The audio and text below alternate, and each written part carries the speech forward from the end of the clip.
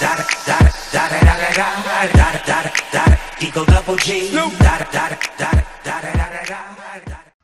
everyone, this is Rachel. Thanks for clicking on my video. And I came in today as promised to do something a little different. I had asked for suggested videos or questions that you may have for me. So the first suggested video that I got was from a viewer of mine by the name of Not That Jen from back then. And Jen said that she had watched a video that I had done shortly after I had had my spine surgery. And she wanted to check in on me to see what actually happened in the aftermath of the surgery. I had talked about having to change what I did for a living because the stress of the job that I had before the surgery was too much on me, and I didn't know what I was going to do. So that's where I am. What you're seeing now is me shortly after the surgery talking about what I had gone through.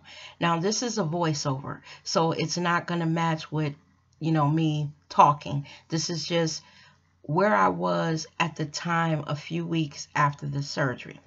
So when I did my original video, I didn't tell, what had happened that led up to the surgery, meaning how did I know that something was wrong? So let me just start from there. I was at work and I was about to go to lunch, and I was waiting for my coworker to finish up on the call so we could go to lunch.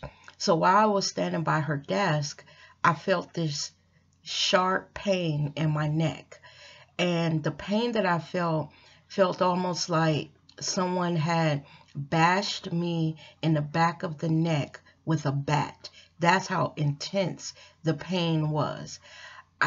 It stopped me, it made me pause for a second, and it almost brought tears to my eyes because the pain was so intense.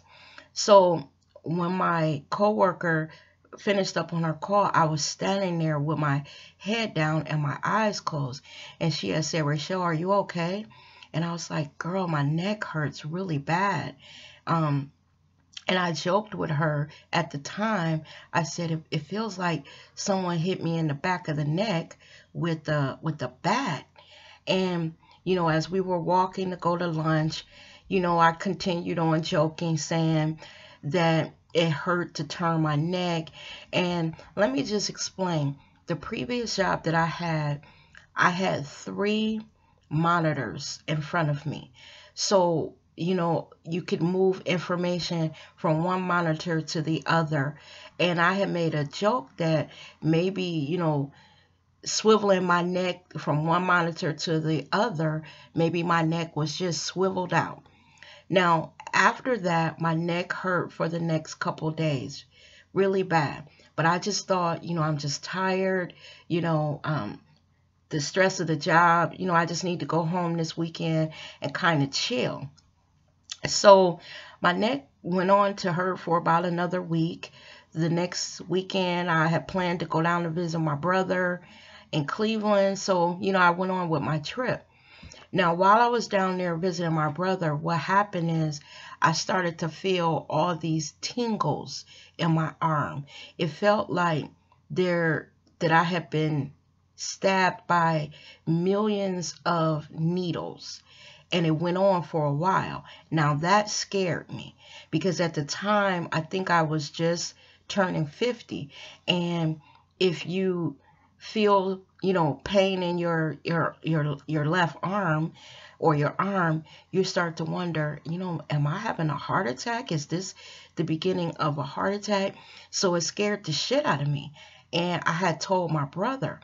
And by then it was Sunday, and I was, going to be driving back to the city, that I lived in. And my brother made me promise that Monday I would go in to see my doctor and explain to him what was going on. So I went to work the next day, but when I got there, I called my doctor. I explained to them what I was experiencing and asked if I can get a walk-in appointment that day. So they said, with what was going on, of course, come on in right now. Can you leave right now?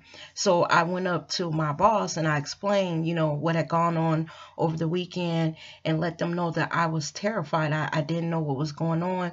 Those needles were going up and down my arm still, and I really needed and wanted to go in and, talk to a doctor about it, because along with the needles in my arm, my neck was hurting really bad. I was having problems turning my neck.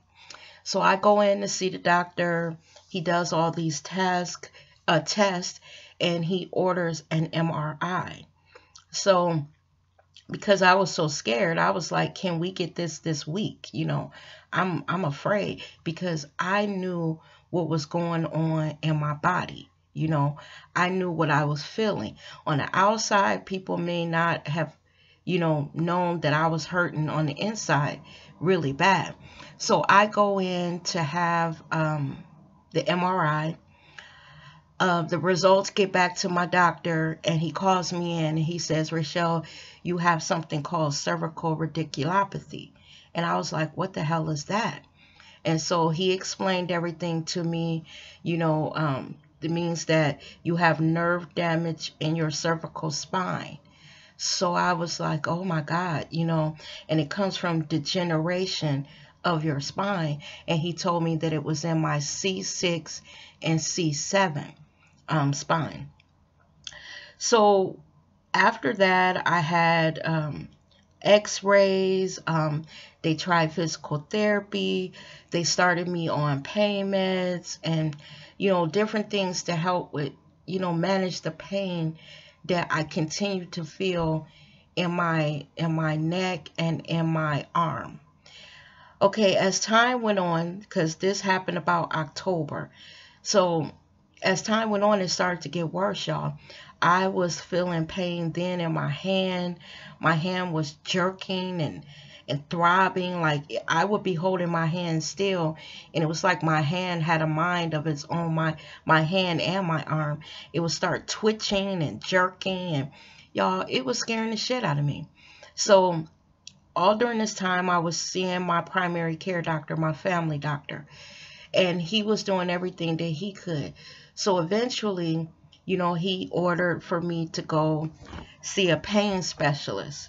So I went to the pain specialist and, met with him, and he examined me, and he suggested that I have injections in my spine to help with what was going on. Y'all, just the sound of that was like, oh my God, they're going to shoot a needle in my spine. I was terrified. So I go have that done. Now, what the pain management specialist told me, and he specialized in, spinal problems.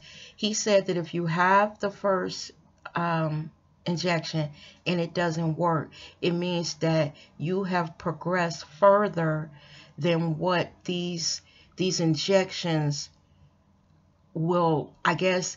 Like if the injections didn't work, then that means that I was just gone too far and it was time for surgery. So when I went to back to get the, after I had the spinal injections, they said, it looks like you need surgery. So I was like, oh my God. So they then sent me to another specialist, a neurologist. And this neurologist was going to do the surgery. Now, when I got the diagnosis about the surgery, I wanted a second opinion, because I didn't want to be cut on, without having a second opinion. So I'm from Cleveland, and I wanted to go to Cleveland Clinic to have them review my MRI, all the tests that I had done, and everything that I had gone through to make sure that, what these doctors in the city that I lived in were seeing, that Cleveland Clinic doctor saw as well. So I went and had my second opinion. That doctor agreed with the first doctor that, I had progressed pretty far, and that they would suggest, that they agree with the surgery. So I came back to the city that I lived in, and I prepared to have the surgery. Now, when they explained to me, y'all, how they were going to go in and, fix my spine, they told me that they were going to go through my neck, the front of my neck. When I tell you, y'all, when they told me that, I was freaking terrified, because first of all, I was thinking the scar that it's going to leave on the front of my neck. I'm a woman, and I didn't want to have, a scar on my neck. And they showed me, as you can see in this picture, where and how they would cut me and what they would do once they went in. So they go in and they repair it, and then they put almost like a padlock in your neck. And as you can see in this picture, there are screws that go in it.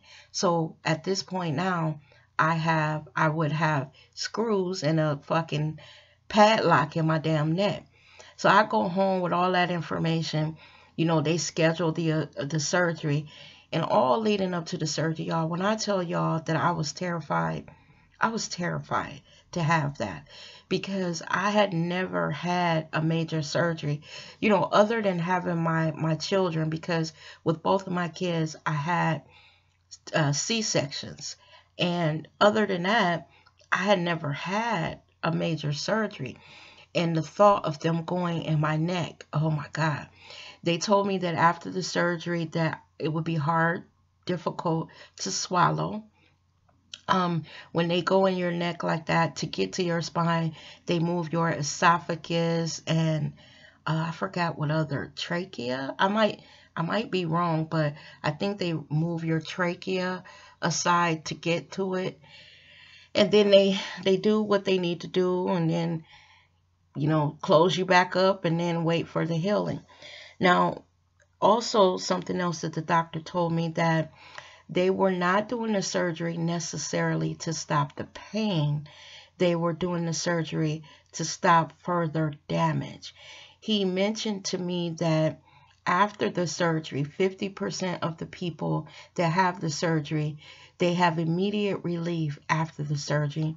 And then there's 50% of the people that they don't get any relief from the surgery.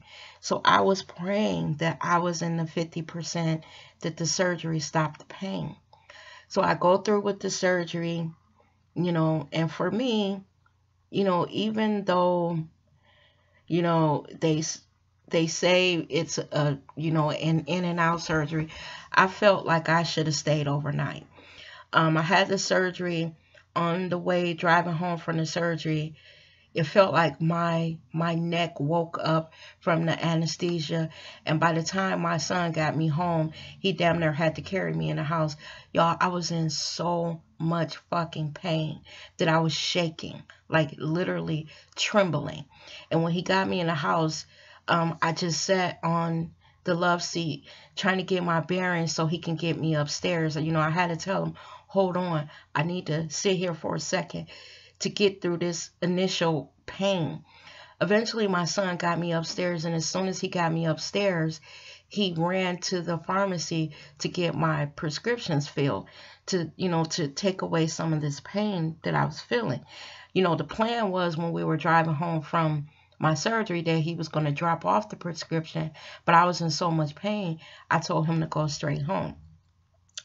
So my son gets the medication, I take it. It takes away the pain. This is the first night. Y'all, my neck felt so funny that every time I dozed off, it felt like I couldn't breathe.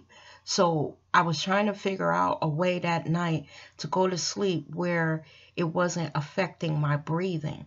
And the only thing that I can come up with is to sleep in a chair, which, as you can imagine, that first night was terrible. It was terrible, y'all. So I woke up the next morning, and when I woke up, a couple hours after I was up, I get a call from a nurse, and she says, we're going to send a nurse out to remove the drain that's in your neck, the tube that's in your neck. And I was like, what? Because they didn't tell me that I had a tube in my neck. I knew that things felt, I felt this pressure on my throat, and my throat hurt so bad, y'all. So even with that, I was scared. I was like, oh my God, what is this gonna feel like? Is it gonna hurt? Oh my God. So the nurse comes out. She's so sweet, in my kitchen. She scrubbed up, set me down at my kitchen table, pulled out all her little equipment, and she proceeded to remove the the tubing from my throat. During this, my son stood there and watched. I closed my eyes because I was bracing myself for this pain that I was pretty sure that was going to come. Now, when she removed it, it didn't really hurt, but what I did feel is some of the pressure that I was feeling in my neck ease. So I said, okay, well, this is better. Now, the first few days, of course, I couldn't eat anything because my throat was so swollen that I couldn't really get anything down my throat other than liquids. I tried to eat a little bit, but it felt like it got stuck in my throat. So after that, I was like, I'm not eating anything because this little few bites that I ate, it is lodged in my throat. Like literally, it felt like the food was sitting in my throat. It couldn't get past the swelling. So that scared me, y'all. So as time went on, things started to settle down. The pain that I was feeling from the surgery started to subside. But what I noticed is that my neck still hurt and my arm still hurt. So, I had my little, I think it was 2-week or 4-week or something checkup and, follow up to my surgery post-op appointment. So I told the doctor at that appointment that I was still hurting, that the very same pain that I felt before the surgery, I was still feeling. So, of course, he told me it might be too soon for, me to see any results, and that I was going to come back at 6 weeks. And by then I should start to feel some relief. The 6 weeks appointment came around, y'all. I still felt the same. At this appointment, he told me that maybe because I was diabetic, that I was going to be one of those people that healed a little slower because of my diabetes. So I'm sitting there like, okay. And in this visit, I asked him, I said, well, if I come back again and we don't see anything, then, I don't see any relief. Or because he also mentioned that when they put that padlock in your neck, I call it a padlock, y'all, because that's what it looks like to me. What they're hoping for is that your bone will start to grow over the padlock. The surgery that I had was called an anterior cervical discectomy with fusion. So what they're hoping is that your bone will fuse over that padlock. And I guess basically the padlock becomes part of your body. So about the 8th or 12th week checkup, they weren't seeing any fusion. And that was scaring me because I knew that I was still in pain. Now, along this time, a few weeks after that, I get a letter from my job that tells me that unfortunately they have terminated my position. Now, y'all, I was right at the end of my short-term disability, and I was transitioning now to long-term disability, because I think the short-term disability is 12 weeks, and at 12 weeks, I was still in a lot of pain. The fusion hadn't happened. They could look at the x-rays and tell that I was healing slower than what they thought I should. So they did not give me a release to go back to work. So my job actually terminated me. Now, at the time, to be honest, y'all, I can't say that I was upset, because during these visits, the doctor had told me that when you're in stressful situations, when you have spinal problems like this, it can cause pain. So I knew that job was stressful, And I also knew that I wasn't ready to go back, physically ready. So when they terminated me, I can't say that I was upset. Now, I knew that I needed to concentrate on just getting better, y'all. Just getting better. Because I went into this thinking I'm going to have this surgery. The pain, I got a 50-50 chance of the pain being gone. I'm going to be back to work in 12 weeks. But when that didn't happen, I had to think about what the future held for me. But in the meantime, try to get better. So I go weeks and weeks and weeks, still in pain. And then, as doctors do, they started prescribing other medications to help combat the pain that I was feeling post-op. So they found this one, medication that what it does is it addresses the pain from nerve damage. It helps with that. And when I first took it, y'all, it was almost like a miracle drug, because within maybe 30 minutes of taking it, I felt the pain go away. And then I realized that we have finally hit upon something that was working. But I also noticed that I was told to take this medication 3 times a day. Morning, late afternoon, and then, in the evening. What I noticed is that as soon as that medication was out my system, the pain would come hurtling back. So I realized, I said, I can't make it without this medication. Now, for months after the surgery, I continued to take that medication. It's not a pain medication. It's a medication that helps with nerve damage, So, but what happened is when I first started taking it, they had me on a low dosage of it. But I guess as I started to heal, I needed a higher and higher dosage to manage the pain, because y'all, the pain never went away. I had gone through that surgery. They had cut my fucking throat, and the pain never went away. So eventually I ended up where I am now, on the highest dosage that you can take of this medication. Hell, my aunt has lupus, and I take more milligrams. She takes the same medication, and I take more milligrams than she does, and the shit still is not working. Now, I had my surgery in April of 2016. Y'all, it is April of 2018. I'm still taking the same medication, and it's starting to lose its effectiveness. Where I used to take it morning, late afternoon, and then, into the late evening. The one that I take in the morning, where it used to last to about 5 o'clock, and then I would take another one, and that would last to about 11, and then I would take the one that I take in the morning now is only lasting to about 1 o'clock. And then I have to take another one because I'm now back to work. Now, the job that I have now, and this is where we get into changing what I did for a living. The job that I had before, I was like a patient care advocate.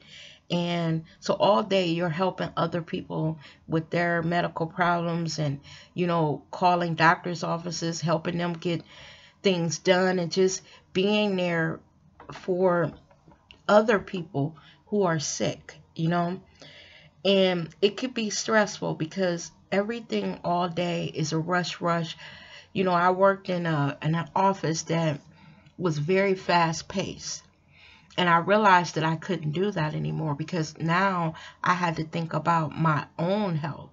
So because I had been doing that for years, I had to figure out, y'all, literally what to do, because all of my experience is working in that type of environment. So what I did is I went out on the internet and I kind of researched the skills that I have. Where else could these skills be used? Like, how could I change what I've been doing for the last 10, 11 years into something else where I wouldn't have to start over at the bottom and work my way up, because I've been doing this for so many years. I didn't want my income to drop, because now I needed to change what I do for a living. So I came upon something, where I could work in like an HR office and, do help their employees with their benefits. So the job that I do now is I am an employee benefits coordinator. So I work with the different insurances that they have, be it medical, dental, pharmacy, vision, and I help explain their benefits to them. I help them enroll. I answer their questions, and it's a lot less stressful than what I was doing, because these people, they are calling their benefits office, their HR office at their job.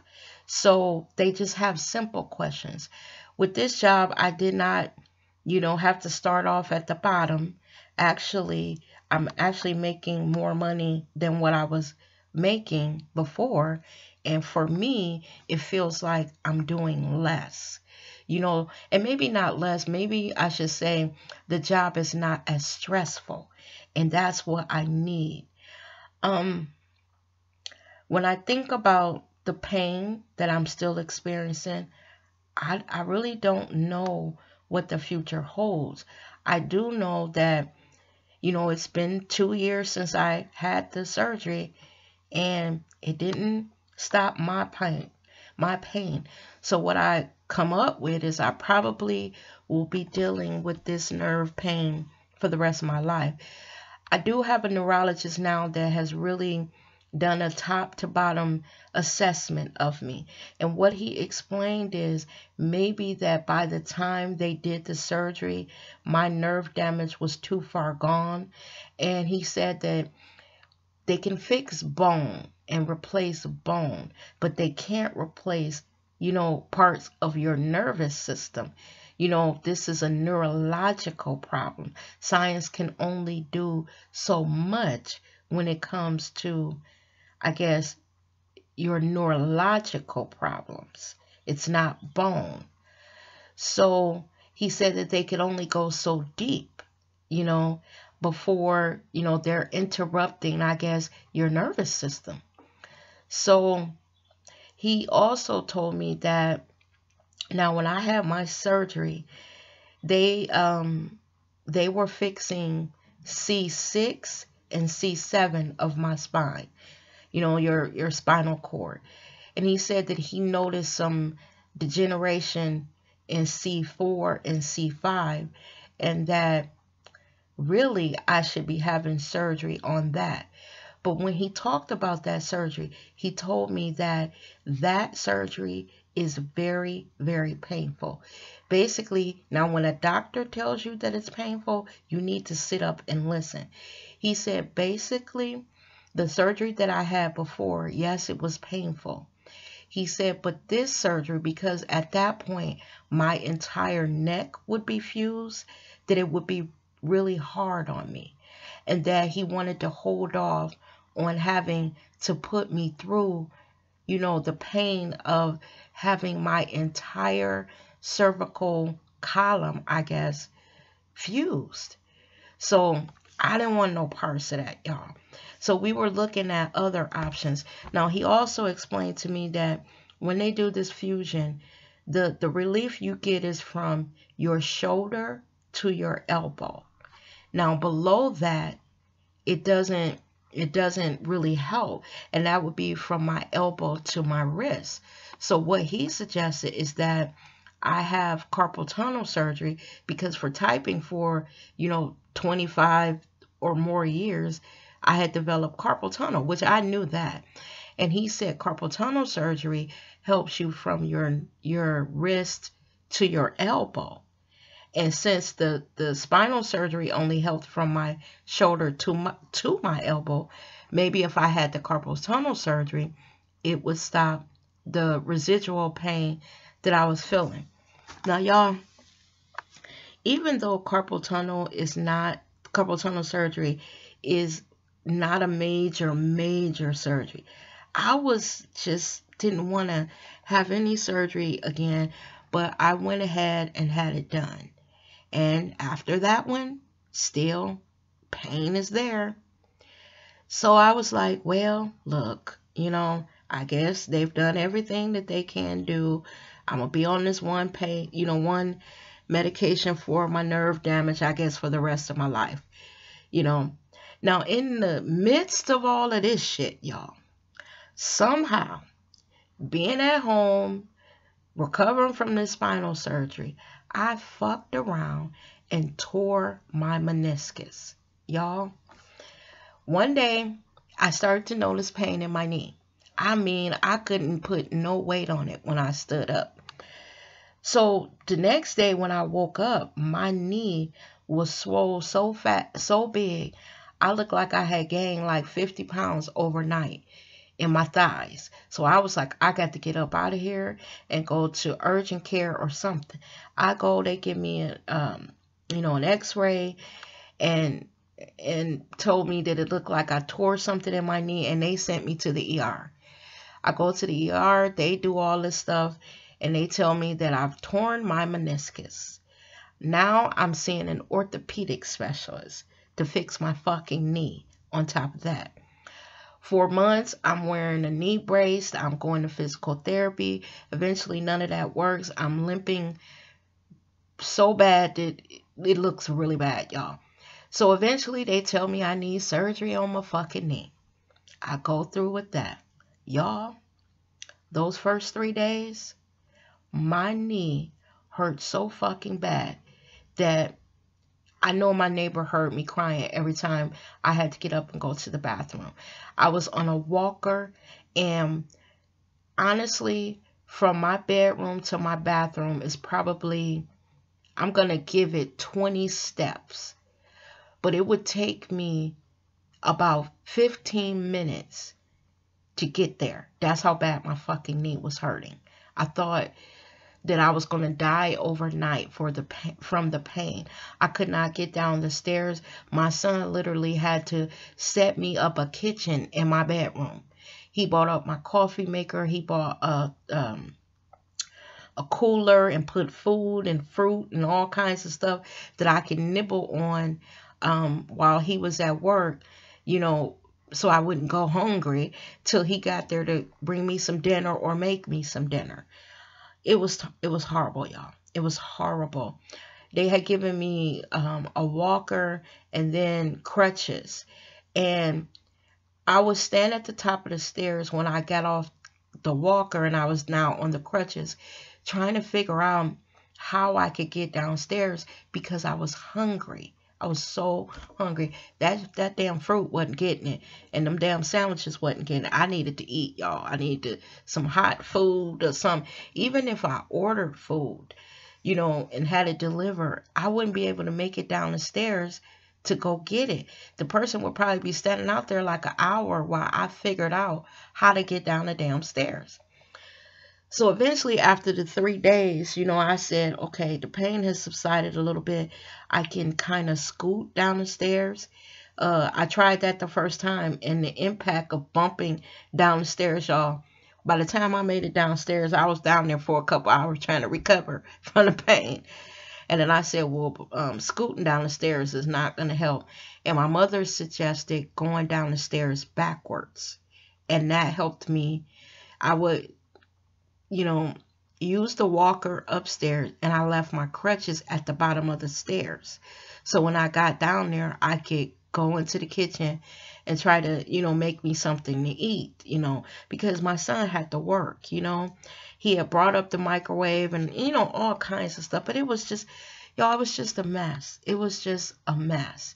And in the midst of all this, and I didn't even know if I was going to include this in the video. And as y'all can see, this video is pretty long. I waited for, help other than my son to come in. And I really didn't get it. And that really hurt me because I'm the type of person when other people are going through something like what I went through with those 3 surgeries, I was there for them. I would run their errands. I would call and ask if there's anything that I could do to help them. Do you want me to come over and fix you something to eat? Do you want me to bring you something to eat? Sometimes I would just show up with a plate of food, enough to last for a couple meals. Just, you know, being nice. I would go out to the store and pick up all their favorite snacks and bring it over to their home. And I didn't get a knock on the fucking door. Nothing. No, let me just backtrack. Right after my spine surgery, when my throat was hurting really bad, I had bought 2 bags of throat lozenges, to try to get me through the pain of my throat hurting. But because it hurt so bad, I ran through those first 2 bags really fast, and my mother did bring me over 1 more bag. Other than that, nobody came over and cooked me no food. Nobody came over and helped me bathe. Nobody came over and helped me down the stairs. Nothing. It was just my son when he was off work. And I felt, because my son was there for all 3 surgeries, that I was putting a lot of pressure on him, a lot of responsibility on him. Now, my daughter would have helped, y'all, but she was away at college. And when I had these surgeries, it always seemed to be around April when I had them.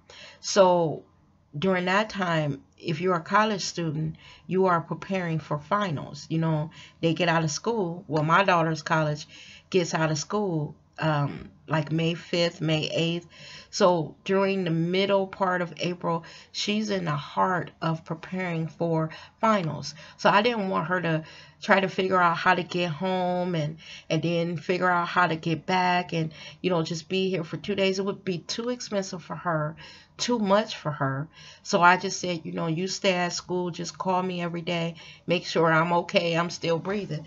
Y'all, it was that whole time during those 3 surgeries, I had a lot of time to think about my life, the people that were in my life, and I made some decisions on cutting people out of my life, focusing on myself only.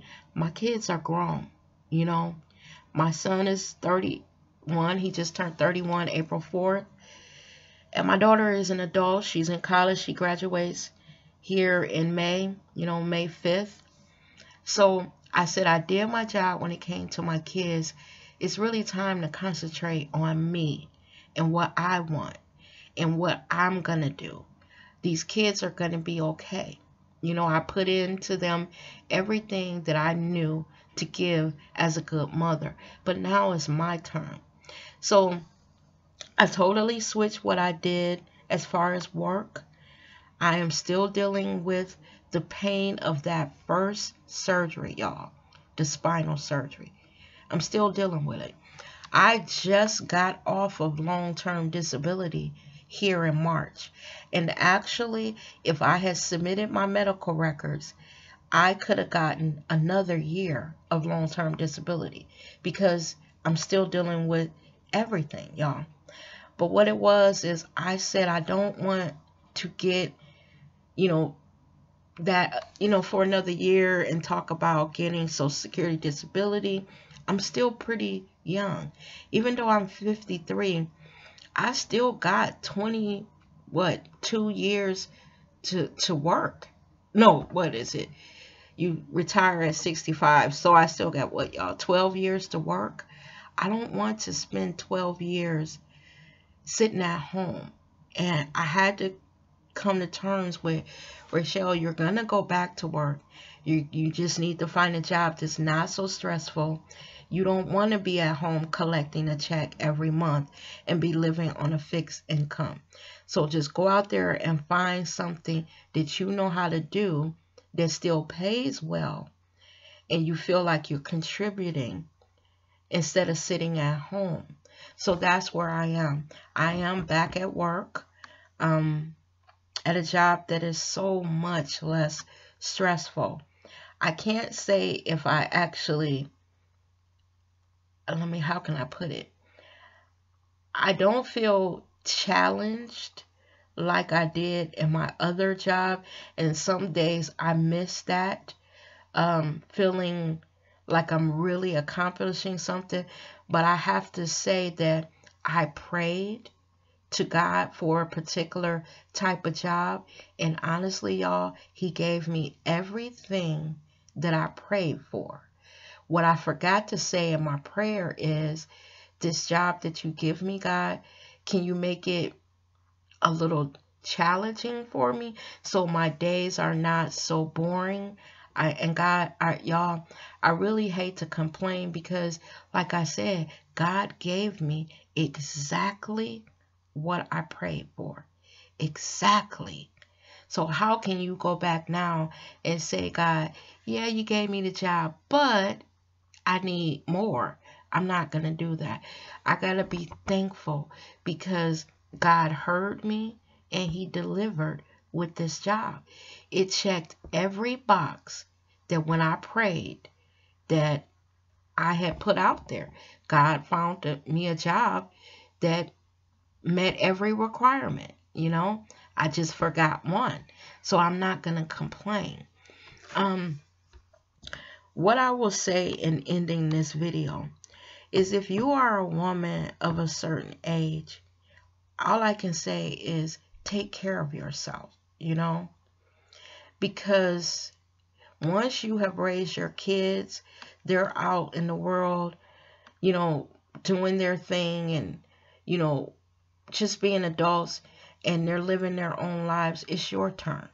It's your turn. And you have to figure out what it is that you want with the second half of your life, and then get out there and pursue it. I have a long way to go. I get tired easily now. I've started taking vitamins because, I really wasn't taking vitamins, but I realized that I need some extra pep, because when I get home from work, I'm exhausted like I've been working on the fucking chain gang, y'all. So I've started taking vitamins and asking my doctor, what can I do to help with keeping some energy? I joined the Y. Now, I haven't been going like I should. I'm looking into some of the classes that they have, because another thing, y'all, I limp really bad now because my knee still hurts.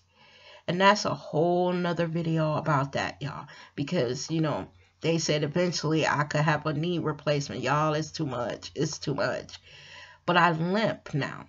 I cannot wear any shoe that has a heel on it. What I realized is I have to wear flat shoes.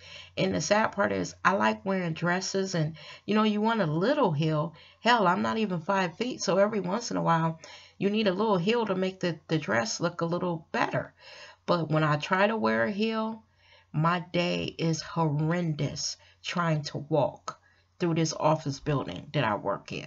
By the time I get home, it does feel like I've been working on a chain gang, just trying to maneuver in shoes with the heel. And I'm not even talking about a high heel. The heel could be 1 or 2 inches and I'm in pain. So I've decided, fuck a heel, y'all. I'm going to get me some cute flat shoes and call it a damn day. Because the pain that I experienced trying to just wear some semblance of a heel. I even thought, well, don't wear a heel, wear wedge heel shoes, because, it's a wedge. Y'all, by the time I got home, I was walking like a fucking cowboy. I was like, forget the wedge heel, can't wear those either. So I just got to find all kinds of cute flat shoes and then just figure my way from here, y'all. So hopefully, to the viewer that wanted this video, I answered some of your questions, and just let you know where I am on my journey. Basically, sweetheart, I'm still on it, because as we speak now, it's about 12:47. I took those pills, that medication when I woke up, and in about an hour or two, I'm going to have to take some more, because I'm going to be in pain if I don't. So with that, y'all, this is the end of the video. I know this video was really long. If you hung with me through the video, I appreciate it. If you had to cut out because Rachelle was talking too long, y'all. I understand. But as always, thank you for watching my video, and I will see you guys in the next one. You take care now. Stay safe.